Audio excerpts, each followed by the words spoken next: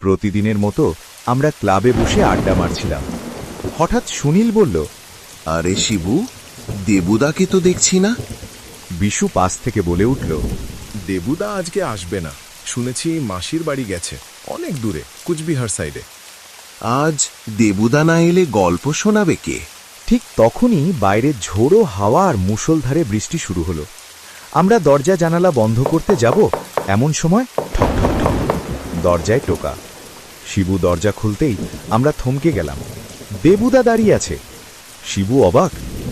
দেবুদা, তুমি তো মাসির বাড়ি গেছিলে। আমি বললাম, এই আগে বসতে দে, তারপর কথা হবে।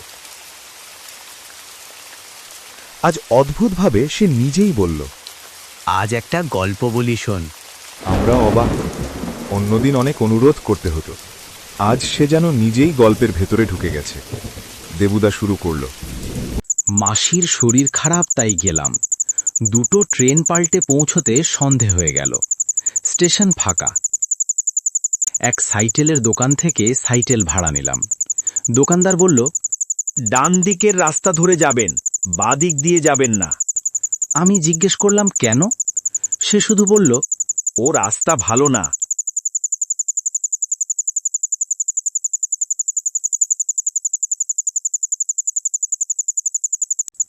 আমি ভাবলাম অযথা ভয় দেখাচ্ছে।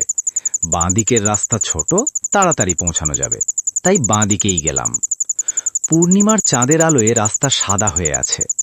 ঠান্ডা হাওয়া বইছে। প্রথমে সব ঠিকই ছিল, কিন্তু কিছু দূর যেতেই অদ্ভুত নীরবতা। ঝিঝির ডাক নেই, বাতাসও থেমে গেল।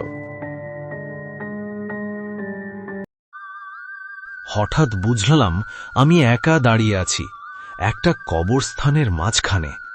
যেদিক দিয়ে এসেছিলাম সেই রাস্তাটা নেই। চারপাশের মাটির ঢিবিগুলো নড়ছে যেন। ঠান্ডা কুয়াশা উঠছে। মনে হচ্ছিল কেউ আমাকে ঘিরে আছে। একটি কঙ্কালসার হাত আমার দিকে এগিয়ে এলো, আমার গলাটা চেপে ধরল। আমার মুখ দিয়ে আর কোনো আওয়াজ বেরোলো না।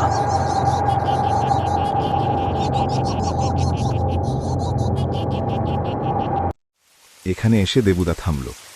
দেবুদা উঠে দাঁড়ালো, বলল, আমার দেরি হয়ে যাচ্ছে, আমি যাই, গল্প শেষ। আমি বললাম, এই তো সবচেয়ে গুরুত্বপূর্ণ জায়গা, তারপর কি হলো? দেবুদা ধীরে ধীরে দরজার দিকে গেল। বাইরে তখনও বৃষ্টি। গেট খুলে লাইট পোস্টের নিচে দাঁড়ালো।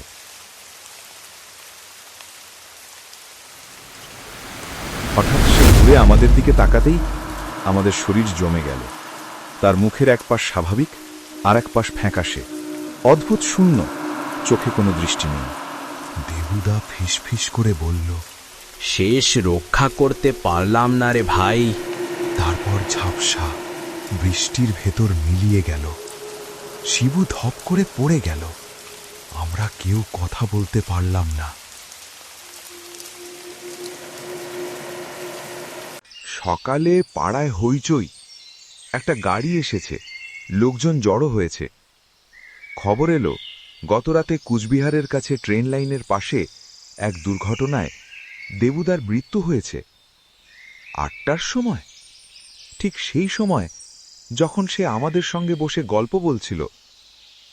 আমরা সবাই একে অন্যের দিকে তাকিয়ে রইলাম।